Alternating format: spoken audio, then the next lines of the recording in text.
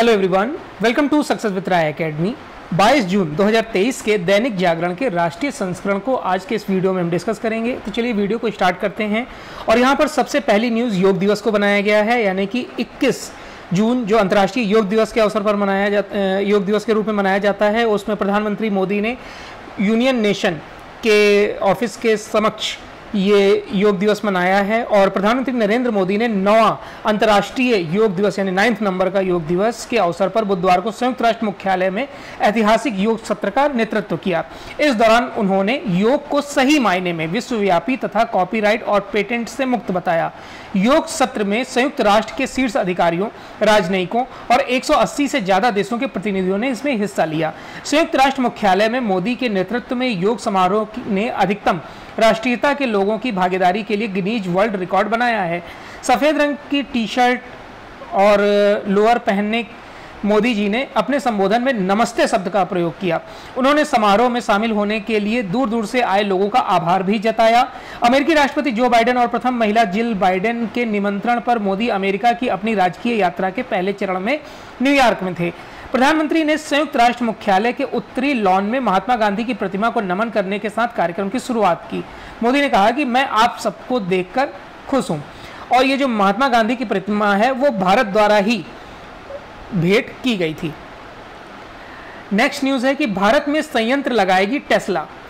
प्रधानमंत्री नरेंद्र मोदी ने न्यूयॉर्क में टेस्ला प्रमुख एलन मस्क से मुलाकात की और इलेक्ट्रिक कार बनाने वाली दुनिया की सबसे बड़ी कंपनी की भारत में निवेश योजना को लेकर जारी अनिश्चितता भी खत्म हो गई। मोदी से मिलने के बाद मस्क ने न सिर्फ यह कहा कि वह मोदी के फैन हैं, बल्कि भारत को सबसे ज्यादा अवसरों वाले देश के रूप में चिन्हित किया गया है।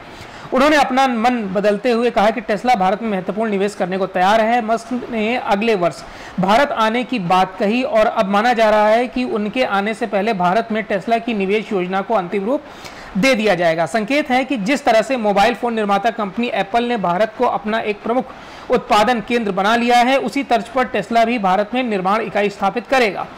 टेस्ला भारतीय बाजार की संभावनाओं को पिछले 5 वर्षों से तलाश रही है। बीच में उसकी रुचि कम हो गई थी, लेकिन अब कंपनी भारत को लेकर बहुत ज्यादा उत्साहित है। मणिपुर पर केंद्र ने बुलाई सर्वदलीय बैठक। देखिए, मणिपुर में हिंसा रुकने का नाम नहीं ले रहा है और मैती समुदाय को आरक्षण में शामिल करने के बाद ये पूरी हिंसा भड़की थी। तो उसी न्यूज़ को यहाँ पर लिया गया है कि मणिपुर में 1.5 महीने से जारी जातीय हिंसा के समाधान पर चर्चा के लिए नई दिल्ली में 24 जून को सर्वदलीय बैठक बुलाई गई है। गृह मंत्रालय के प्रवक्ता ने ट्वीट करके बताया कि केंद्रीय गृह मंत्री अमित शाह ने नई दिल्ली में 24 जून को दोपहर 3 बजे सत्तारूढ़ और सभी विपक्षी दलों के प्रतिनिधियों के साथ इस अहम मुद्दे पर चर्चा करने के लिए सर्वदलीय बैठक बुलाई है। यह घोषणा असम के मुख्यमंत्री हेमंत बिस्वा शर्मा ने के बुधवार की अमित शाह से मुलाकात करने के बाद तुरंत की गई है। शर्मा राजग के north east chapter NEDA north east democratic alliance के संयोजक भी हैं। वह एक पखवाड़े पहले इम्फाल का दौरा कर चुके हैं और मणिपुर के मुख्यमंत्री एन बीरेन सिंह समेत कई नेताओं से मुलाकात कर चुके हैं। अमित शाह ने भी पिछले महीने मणिपुर का 4 दिन का दौरा किया था। पिछले दिनों राजनयिक हलकों में मणिपुर को लेकर बहुत बयानबाजी हुई है। सर्वदलीय बैठक बुलाए जाने से यह मौका होगा जब सभी दल अपनी बात रख सकेंगे। नेक्स्ट न्यूज़ है कि केंद्रीय कर्मचारियों की न्यूनतम पेंशन जो है वो अंतिम वेतन का 45% तक करने पर विचार किया जा रहा है। अभी तक ये 50% है। केंद्र सरकार अपने कर्मचारियों की न्यूनतम पेंशन अंतिम वेतन का 40 से 45% तक रखने पर विचार कर रही है। कई राज्यों की तरफ से ओल्ड पेंशन स्कीम लागू करने की घोषणा के बाद केंद्र पर भी इसे अपनाने का दबाव पड़ने लगा है। इसके बाद गत अप्रैल माह में ओपीएस की समीक्षा के लिए वित्त मंत्री निर्मला सीतारमण ने वित्त सचिव टीवी सोमनाथ की अध्यक्षता में समिति की घोषणा की थी। सूत्रों के मुताबिक केंद्र सरकार फिर से ओपीएस को लागू नहीं करेगी, लेकिन अंतिम वेतन का अधिकतम 45% तक न्यूनतम पेंशन के रूप में निर्धारित कर सकती है। ओपीएस के तहत न्यूनतम पेंशन अंतिम वेतन का 50% है। 2004 से ओपीएस को समाप्त कर नेशनल पेंशन स्कीम को लागू किया गया था, जिसमें एनपीएस की राशि को बाजार में निवेश किया जाता है और उसके रिटर्न के आधार पर कर्मचारियों की पेंशन निर्धारित की जाती है। इसमें वित्त मंत्रालय ऐसा रास्ता अपनाना चाहता है जिसके तहत पेंशन का भार सरकार पर कम से कम पड़े। इसलिए यह अंतिम वेतन का 40% हो सकता है, लेकिन उसे महंगाई भत्ते से लिंक नहीं किया जाएगा, जबकि ओपीएस महंगाई भत्ते से जुड़ा हुआ है। और राजस्थान, पंजाब, झारखंड, छत्तीसगढ़, हिमाचल प्रदेश जैसे कई राज्यों ने ओपीएस लागू करने की घोषणा कर दी है। आईआईटी के ऑनलाइन कोर्सेज से दे सकेंगे करियर को नई ऊंचाई।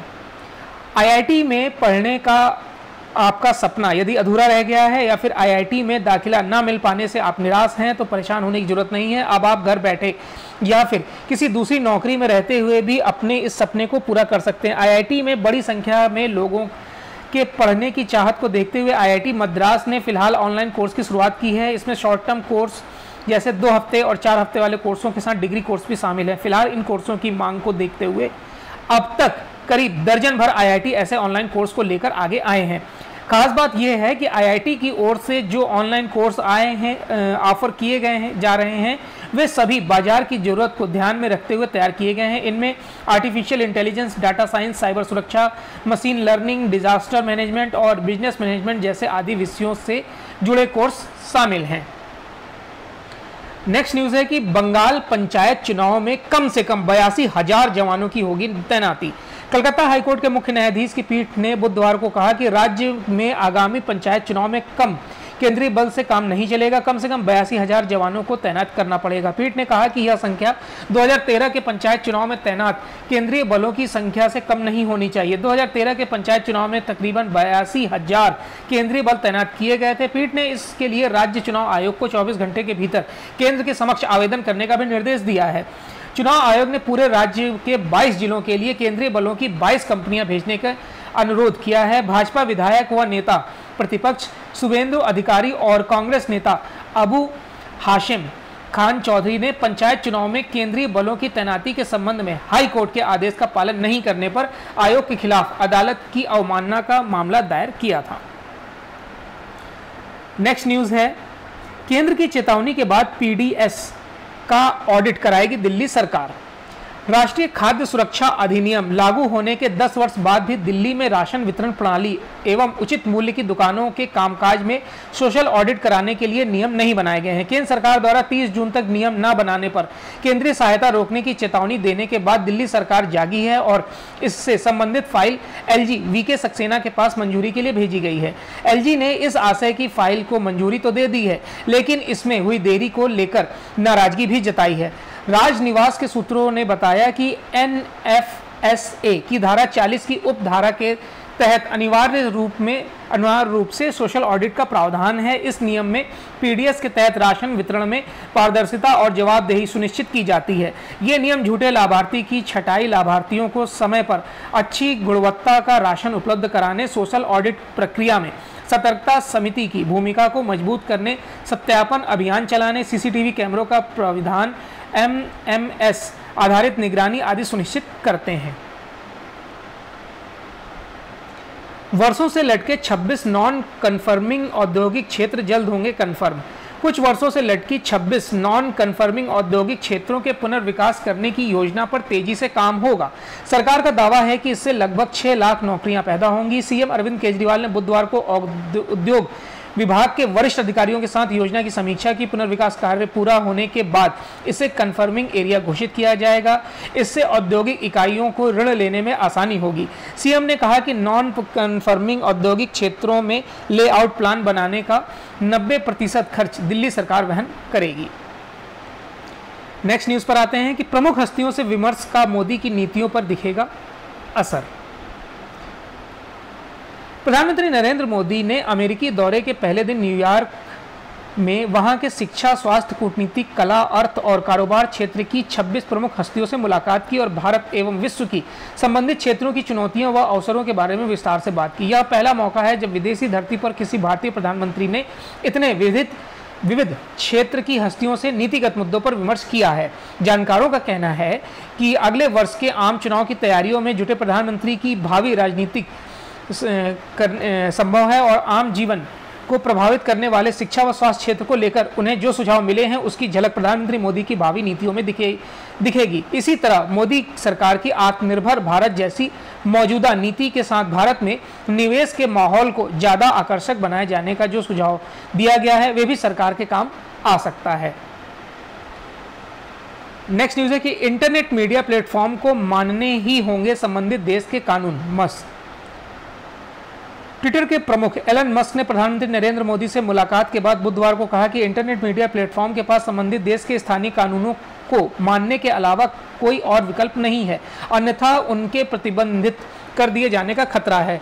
मस्क ने यह टिप्पणी ट्विटर के सह संस्थापक जैक डोर्सी के उस आरोप से संबंधित सवाल के जवाब में की है जिसमें उन्होंने कहा था कि 3 कृषि कानूनों के विरुद्ध किसानों के विरोध प्रदर्शन के दौरान भारत सरकार ने ट्विटर को धमकी दी थी कि अगर उसने कुछ संवेदनशील सामग्री को नहीं हटाया तो उसके कर्मचारियों के विरुद्ध छापेमारी की जाएगी। डोर्सी ने 2021 में ट्विटर के सीईओ का पद छोड़ दिया था। नेक्स्ट न्यूज़ है कि खरीद के बाद तीनों सेनाएं इस्तेमाल करेंगी प्रीडेटर ड्रोन। प्रधानमंत्री नरेंद्र मोदी के अमेरिकी दौरे में अत्याधुनिक प्रीडेटर ड्रोन की खरीद के लिए समझौते होने की संभावना है। इस सौदे के तहत भारत को जल्द ही 31 ड्रोन मिल सकते हैं। ये ड्रोन निगरानी और हमले दोनों ही कार्य में प्रयुक्त होते हैं। भारत में तीनों सेनाएं मिलकर इसका इस्तेमाल करेंगी। देश की सुरक्षा से जुड़े वरिष्ठ अधिकारियों के अनुसार 31 प्रीडेटर ड्रोन की खरीद से भारत को निगरानी करने में बढ़त हासिल हो जाएगी। ये ड्रोन देश की जल, थल और आकाशीय सीमाओं की काफ़ी ऊंचाई से निगरानी करेंगे। इन ड्रोन का संचालन तीनों सेनाओं की संयुक्त कमान करेगी। यह कमान तीनों सेनाओं के प्रमुख के अंतर्गत कार्य करेगी। रक्षा उपकरणों की खरीद करने वाली परिषद ने इस आशय की रूपरेखा तीनों सेनाओं के मुख्यालयों को भेज दी है। भविष्य में हेलीकॉप्टर, ड्रोन और एयर डिफेंस सिस्टम को तीनों सेनाएं मिलकर उपयोग में लाएंगी। नेक्स्ट है सरकार बदलने पर जन कल्याण की नीतियों में बदलाव अलोकतांत्रिक नहीं। बॉम्बे हाईकोर्ट ने कहा है कि सरकार में परिवर्तन के साथ ही सामाजिक नीति में बदलाव लोकतांत्रिक प्रक्रिया का हिस्सा है और नीतियों और कार्यक्रमों के क्रियान्वयन में जो बदलाव होता है वो अलोकतांत्रिक, गैरकानूनी, मनमाना या भेदभावपूर्ण नहीं होना चाहिए। जस्टिस गौतम पटेल और जस्टिस नील गोखले की खंडपीठ ने एकनाथ शिंदे के नेतृत्व वाली वर्तमान सरकार द्वारा महाराष्ट्र अनुसूचित जाति एवं अनुसूचित जनजाति आयोग के अध्यक्ष तथा 2 अन्य सदस्यों को नियुक्ति रद्द करने के दिसंबर 2022 के आदेश को निरस्त करने से इनकार कर दिया है। सरकार को आलोचना के बाद वापस लेना पड़ा पशुधन बिल मसौदा। पशुधन और पशुधन उत्पाद बिल के मसौदे की आलोचना के बाद केंद्र सरकार ने इसे वापस ले लिया है। सरकार के सुझाव मांगने पर लोगों ने पशु कल्याण से जुड़ी संवेदनशीलता और भावनात्मकता कारणों से इसका विरोध किया है। उल्लेखनीय है कि मत्स्य, पशुपालन और डेयरी मंत्रालय ने पशु और पशुधन उत्पाद विधेयक का मसौदा 7 जून 2023 को जारी करते हुए जनता से उनकी राय और सुझाव मांगे थे ताकि भारत में जीवित पशुओं के निर्यात को लेकर नियमों को और बेहतर बनाया जा सके। लेकिन मंगलवार को मंत्रालय ने पशु अधिकार के कार्यकर्ताओं और अन्य संगठनों के विरोध के बाद इस बिल के मसौदे को वापस लेने का ऑफिस मेमोरेंडम जारी कर दिया है। भारत आएं और लोकतंत्र का उत्सव देखें।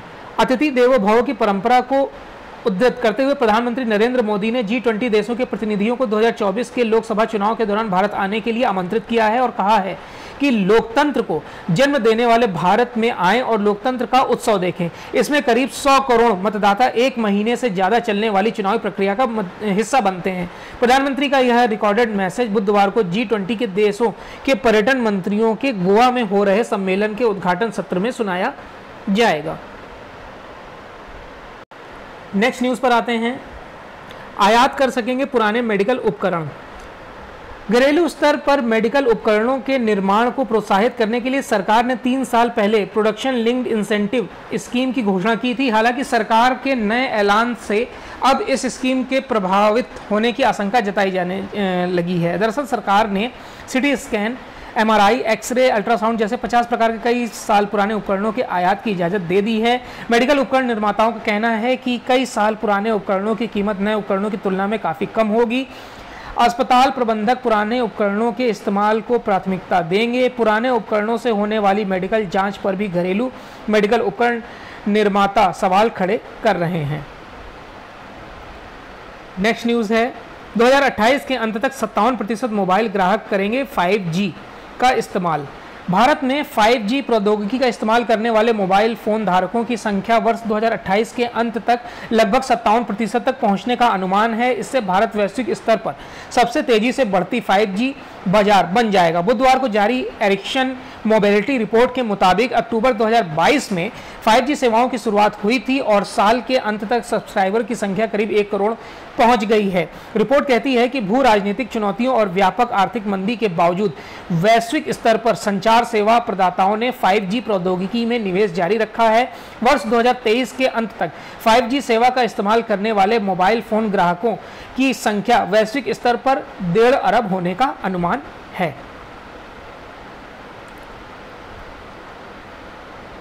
भारत ने यूएन में आतंकी मीर के ऑडियो सबूत देकर चीन को घेरा।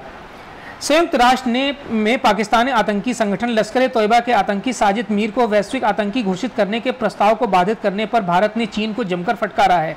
यूएन में आतंकवाद रोधी बैठक के दौरान भारत ने 2008 के मुंबई हमले के आतंकी मीर के ऑडियो टेप सुनाकर चीन की करतूत की गंभीरता को बयान किया है।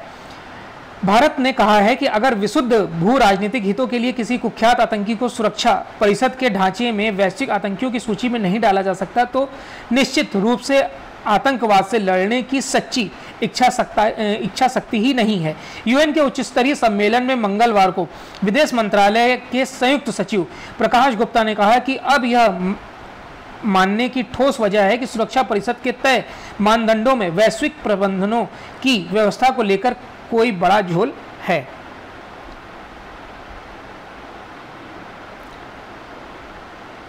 चलिए, तो ये आज का यानी 22 जून 2023 का दैनिक जागरण का राष्ट्रीय संस्करण था। आई होप आपको वीडियो अच्छा लगा होगा। अगर वीडियो अच्छा लगा हो तो लाइक और शेयर कर दीजिएगा। वीडियो देखने के लिए धन्यवाद।